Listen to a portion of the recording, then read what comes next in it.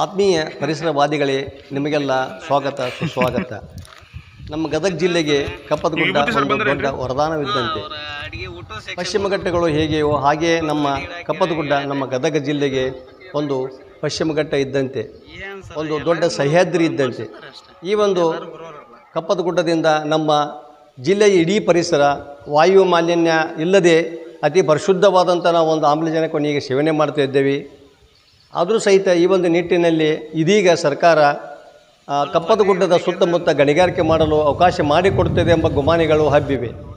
ಈ ಮೊದಲು ಕಪ್ಪದಗುಡ್ಡದ 10 ಕಿಲೋಮೀಟರ್ ದೂರದಿಂದ ಗಣಿಗಾರಿಕೆ ಮಾಡಲು ಅವಕಾಶ ಇತ್ತು. ಆದರೆ ಇದೀಗ ಆ ಒಂದು ಮಿತಿಯನ್ನು ಕೇವಲ 1 ಕಿಲೋಮೀಟರ್ಗೆ ಇಳಿಸಿದ್ದಾರೆ ಎಂಬ ವದಂತಿಗಳು ಹರಡಿವೆ.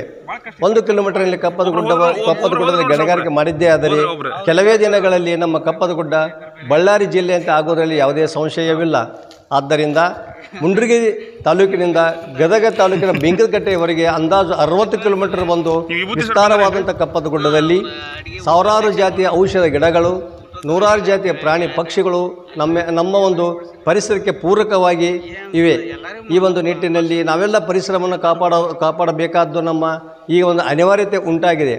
ಕಾರಣ, ಹಿಂದೆ ನಮ್ಮ ಗದಗಿನ ತೋಂಟದಾರ ಸಿದ್ಧಲಿಂಗ ಶ್ರೀಗಳು ಇದೇ ರೀತಿ ಗಣಿಗಾರಿಕೆ ಮಾಡಲು ಸರ್ಕಾರ ಮುಂದಡಿ ಇಟ್ಟಾಗ ಆಗ ಅವರು ಪ್ರಬಲ ವಿರೋಧ ಮಾಡಿ ಗಣಿಗಾರಿಕೆಯನ್ನು ಹೊಡೆದೋಡಿಸಿದ್ದರು. ಅದೇ ರೀತಿ ಒಂದು ಮಾದರಿ ಹೋರಾಟ ಇದೀಗ ಮತ್ತೆ ಒದಗಿ ಬಂದಂಥ ಪರಿಸ್ಥಿತಿ ನಿರ್ಮಾಣವಾಗಿದೆ. ಕಾರಣ, ನಮ್ಮ ಕಪ್ಪದಗುಡ್ಡವನ್ನು ಉಳಿಸಲು ನಾವೆಲ್ಲ ಬದ್ಧರಾಗಿ ಹೋರಾಟ ಮಾಡಬೇಕಾದ ಅನಿವಾರ್ಯತೆ ಇದೆ. ಕೇವಲ 1 ಕಿಲೋಮೀಟರ್ ಅಂತರದಲ್ಲಿ ಗಣಿಗಾರಿಕೆಗೆ ಅವಕಾಶ ಮಾಡಿಕೊಡದೆ ಸರ್ಕಾರ ಬೇಕಾದ 10 ಕಿಲೋಮೀಟರ್ ಅಂತರದಲ್ಲಿ ಗಣಿಗಾರಿಕೆ ಅವಕಾಶ ಮಾಡಿಕೊಡಬೇಕೆಂದು ಈ ಮೂಲಕ ವಿನಂತಿಸಿಕೊಳ್ಳುತ್ತೇನೆ.